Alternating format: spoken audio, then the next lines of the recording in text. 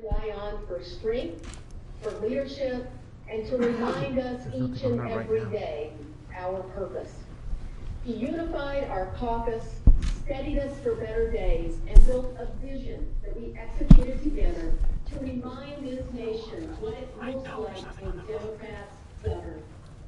It's fitting that we come together in March as we mark Women's History Month, because there is no one in this country who has done more for women and children than Speaker Nancy Pelosi. The children, the children, the children. How many times have I heard that in my first 2 years in Congress?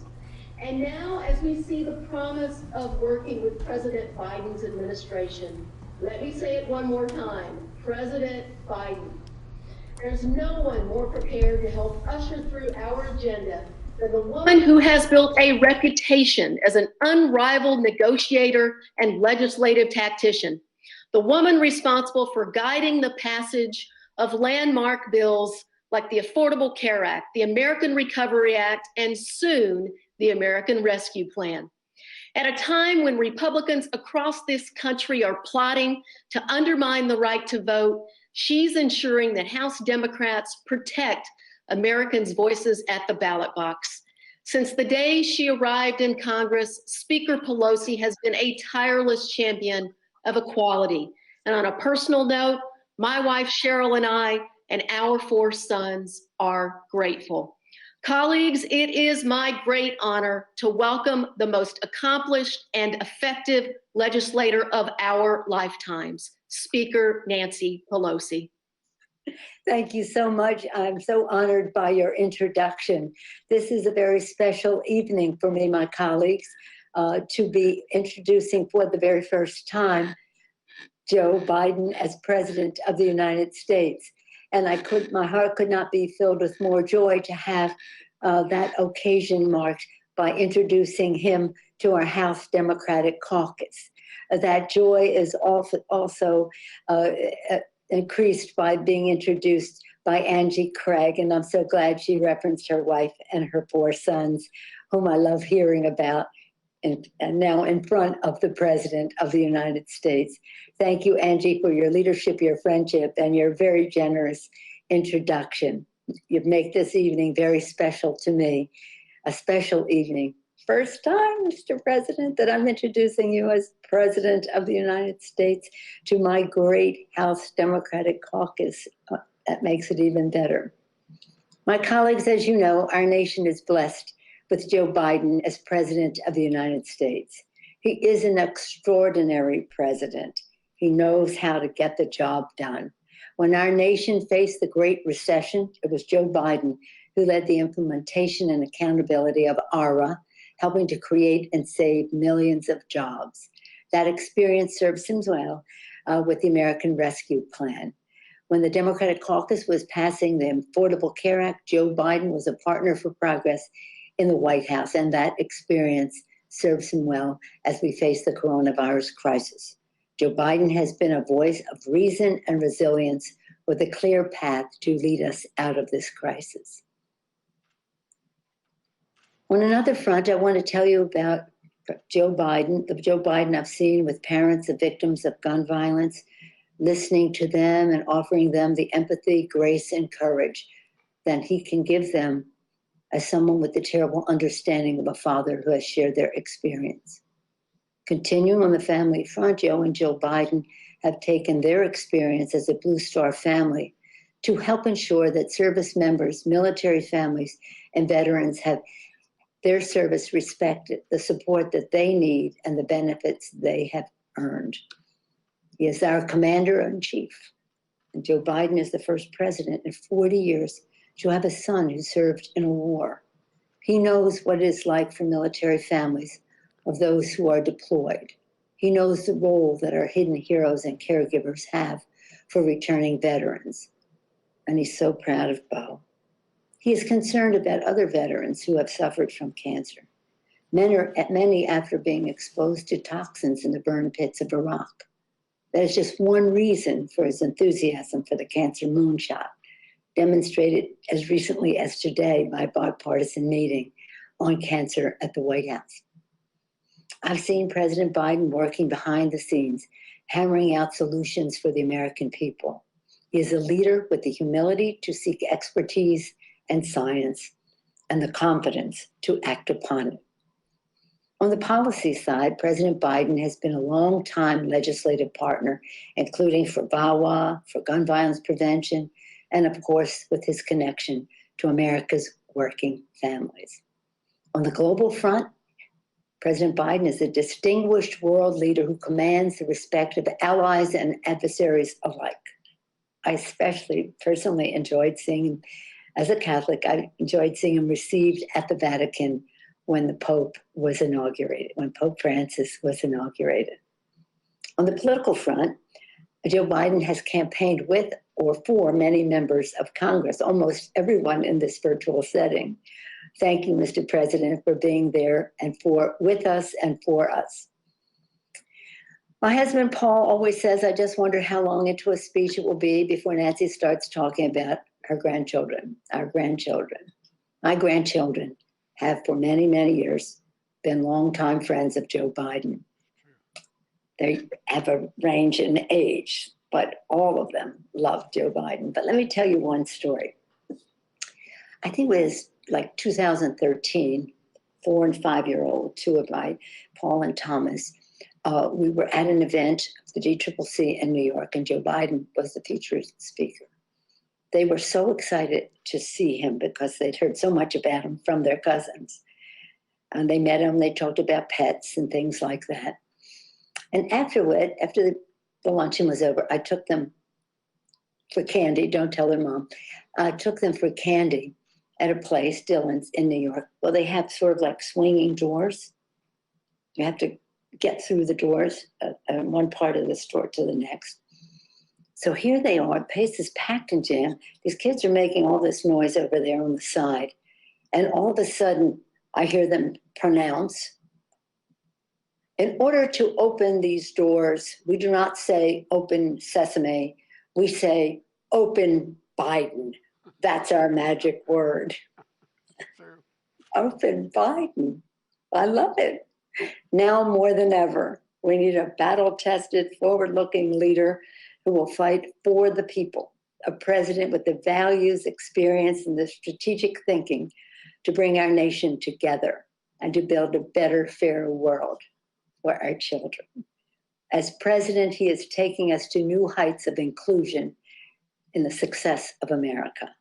President Biden is a leader who is the personification of hope and courage, values, authenticity, and integrity.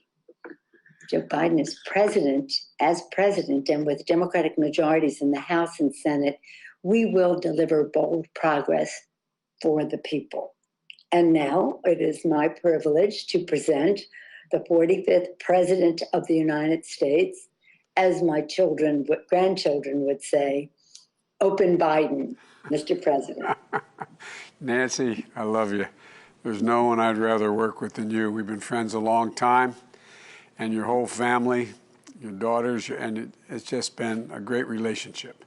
And I think that Angie was absolutely correct, that you've been the consummate leader. I've been here a long time, and there's been no speaker that's been your equal, although there's been some great speakers. And you just have a special way about you, Nancy. And you're also very, very, which is important, you're kind, but you're tough. And you know what's right, and you stick by it. And I admire the devil out of you. And I want to thank somebody I campaigned for. He was leading by 30 points till I campaigned for him, but he still won anyway, Hakeem Jeffries, and Vice Chair Aguilar for putting this conference together and including me. And I want to thank the entire leadership team and all your committee chairs for taking an important step in the American Rescue Plan last week. You all showed at a time when the American people are depending on us, and they are desperately in need of us, that a diverse caucus isn't a divided caucus.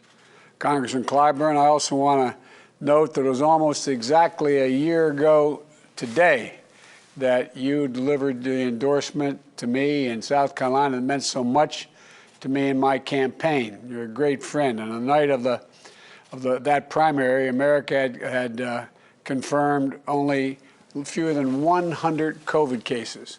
That's just a year ago. Breonna Taylor and George Floyd were still alive.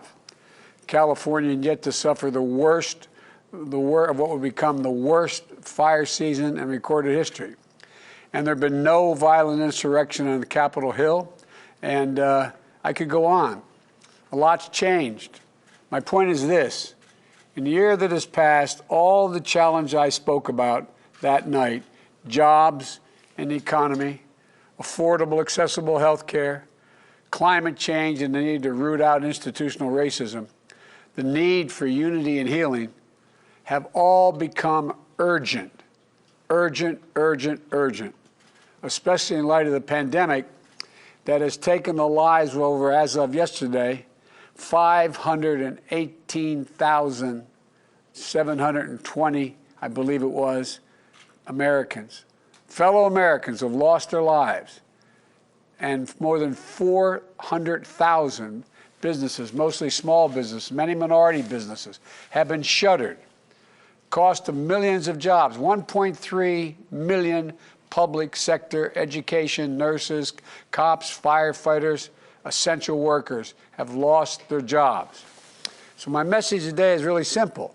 You, this caucus, have shown the American people the difference between democratic leadership and what we just had.